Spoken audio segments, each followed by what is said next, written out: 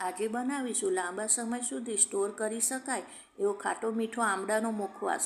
તો બે જાતનો બનાવીશું. પહેલાં બીટ અને આમળાનો મુખવાસ બનાવીશું. તો કિલો આમળા લીધા છે. આમળાને પહેલાં ધોઈ લઈશું. પછી લૂછીને તેને મોટા કાનાવાળી છીણીથી છીણી લેશું. તો છીણાઈ ગયું છે. હવે મોટું બીટ લઈએ, તેને છીણી લેવાનું છે. આમળાની છીણના બે ભાગ કરી લઈએ.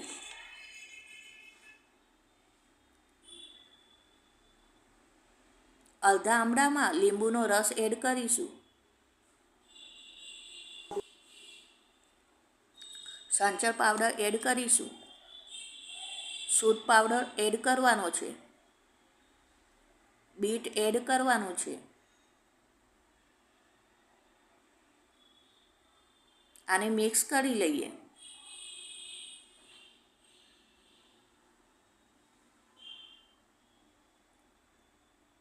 હવે દળેલી ખાંડનો પાવડર ઉમેરીશું.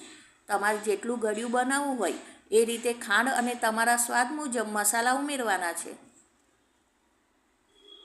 હવે આને સાઈડમાં મૂકીશું. હવે મીઠા લીમડો અને આમળાનો મુખવાસ બનાવીએ. તો મિક્સર જારમાં કઢી પત્તા એડ કરવા. આદુને એડ કરીશું. આને પીસી લઈએ. આમળાની છીણ લઈએ, તેમાં કઢી પત્તા એડ કરવાના છે. આને મિક્સ કરવું.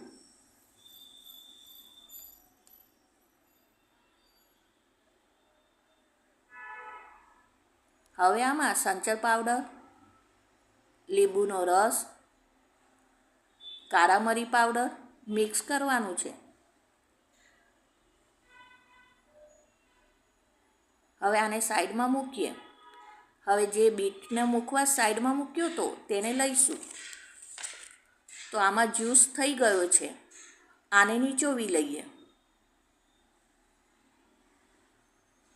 નીચોવી લીધું છે. આને તડકામાં સૂકવવાનો છે. આ રીતે કાપડ અથવા થાળીમાં મૂકીને તડકામાં સૂકવીશું. 2 દિવસમાં સુકાઈ જશે. તેની અંદર ભેજ ના રહેવો જોઈએ. તો સુકાઈ ગયો છે. કાચની બરણીમાં ભરીને સ્ટોર કરી શકાય છે. આમળા એક એ અમૃત ફળ છે. તો આમળાનો મુખવાસ તૈયાર છે.